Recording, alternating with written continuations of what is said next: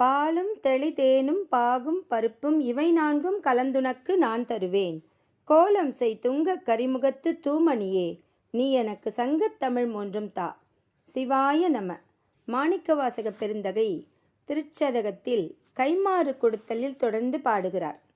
செல்வம் நல்குரவு இன்றி விண்ணோர் புழு புல் வரம்பின்றி யார்க்கும் அரும்பொருள் எல்லையில் கழல் கண்டும் பிரிந்தனன் கல்வகை மனத்தேன் பட்ட கட்டமே அப்படின்னு பாடுறார். நல்குரவு அப்படின்னா வறுமை, கல்வகை மனத்தேன் அப்படின்னா கல் போன்ற திட ஜட புத்தியை உடைய நான், கட்டமே அப்படின்னா கஷ்டமே. செல்வ நல்குரவின்றி விண்ணோர் புழு புல் வரம்பின்றி யார்க்கும் அரும்பொருள் அப்படிங்கிறார்.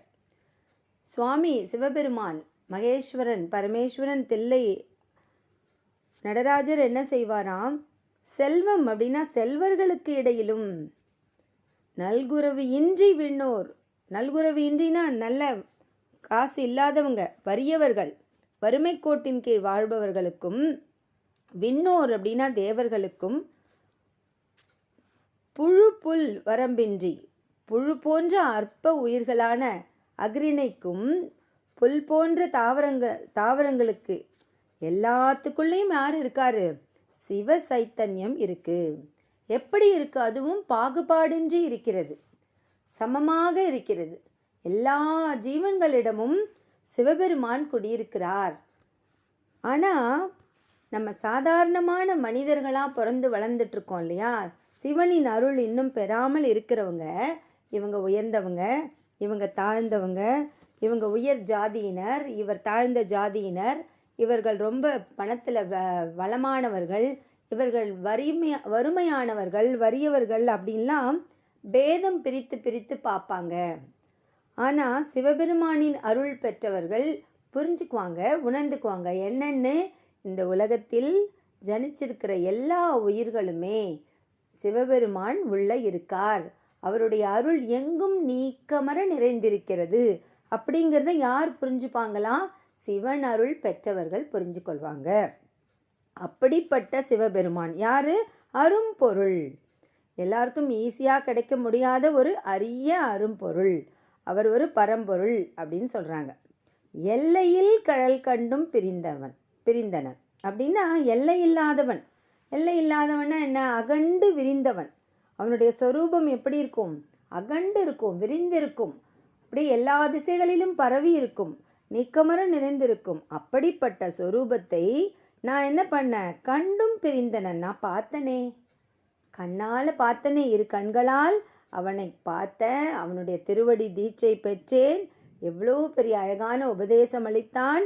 ஆனால் என்ன செஞ்சான்? பிரிந்தனன், என்னை விட்டு பிரிஞ்சு போயிட்டானே. அந்த ஒரு பெரிய நிலையில் நான் இருந்தேனே, ஒரு அமுதம் பரவுச்சே, மயிர்கூச்செறிஞ்சதே, பரவசமாக இருந்தேனே, பேரானந்தம் என் உள்ளுக்குள் அப்படியே பறந்து விரிந்து அப்படி இருந்ததே, நான் உணர்ந்தேனே. அப்படி இருந்தும் அவன் என்னை பிரிஞ்சிட்டான். ஏன் தெரியுமா? வழுவியவன் ஆனேன். நான் தான் ஏதோ வழுவிட்டேன், ஏதோ தப்பு பண்ணிட்டேன், ஏதோ வினை செய்திருக்கேன். இல்லைன்னா அவருக்கு மட்டும் என்ன, எல்லார் மேலேயும் கருணையும் அருளையும் சமமாக கொடுக்குறவர் தானே அவர் என்னை விட்டு பிரிஞ்சிட்டார். அப்படின்னா கல்வகை மனத்தேன் பட்ட கஷ்டமே. நான் சாதாரணமான நாள் இல்லை, என்னோட மனம் கல் மனமாக இருக்குது, ஜடமாக இருக்குது. ஏன் கல் மனமாக இருந்தால் அவனை நினச்சி நினச்சி நெகிழவும் இல்லை, உருகவும் இல்லை. அதனால் இந்த கஷ்ட தசைக்கு நான் தான் காரணம். மனசு கல்லாக இருக்கிறதுனால இங்கெல்லாம் தங்க வேண்டான்னு எனக்கு தரிசனத்தை காட்டி கிளம்பி போயிட்டான். கண் பார்வையற்றவனுக்கு திடீர்னு பார்வை கிடைத்து உலகத்தையெல்லாம் கண்டு ரசித்து ஆனந்தமாக கூத்தாடும்போது டக்குன்னு திரும்ப கண் பார்வையை பறித்து விட்டால் எப்படி இருக்கும் அந்த கண் பார்வை இழந்தவர்களுக்கு? அந்த மாதிரி இருக்குது. என்னை அவன் விட்டுட்டு போயிட்டான். அஞ்ஞானத்தில் உழண்டுக்கிட்டு இருக்கிறவங்களுக்கு தான் இந்த பணக்காரவங்க, ஏழைங்க, மேலான பிறவி, கீழான பிறவி இப்படியெல்லாம் இருப்பாங்க. ஆனால் ஒரு முறை சிவபெருமானின் பேரருள் கிடைத்து சமாதி நிலையை கிடைச்சிடுச்சுன்னா, அந்த சச்சிதானந்தம் என்னன்னு தளச்சி அனுபவிச்சிட்டோம்னா, இதையெல்லாம் மாயை, இந்த எல்லா ஜீவன்களுக்கும் குள்ளும் சிவன் இருக்கிறான், இவங்க வசதி, இவங்க மட்டும் அப்படின்னு ஒன்று கிடையாது. இவங்க பணக்காரவங்க, இவங்க ஏழைன்னு ஒன்று கிடையாது, இது எல்லாம் மாயையினால் உண்டான பேதங்கள் அப்படின்னு சச்சிதானந்தத்தில் திளைச்சிருந்தவங்களுக்கு தெரியும். அந்த அருளால் எனக்கு ஒரு கிடைச்சிது அந்த சமாதி நிலை.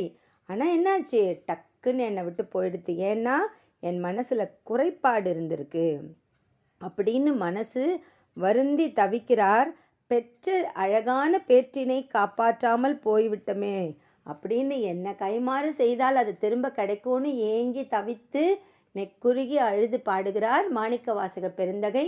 நாமும் இந்த மாயை அப்படிங்கிற ஒரு விஷயத்தை இந்த பாட்டின் மூலமாக புரிந்து கொண்டு எல்லா ஜீவன்களிலும் அந்த இறைவன் இருக்கிறான் அப்படிங்கிறத உணர்ந்து கொண்டு எந்த ஜீவன்களுக்கும் நம்மால் ஆன வரைக்கும் நம்ம ஹிம்சை பண்ணாமல் அன்புடன் எல்லா ஜீவன்களும் மீதும் கருணையும் அன்பையும் செலுத்தி சிவபெருமானின் திருவடிகளில் சரணடைவோமாக, அவன் பேரருளை பெறுவோமாக.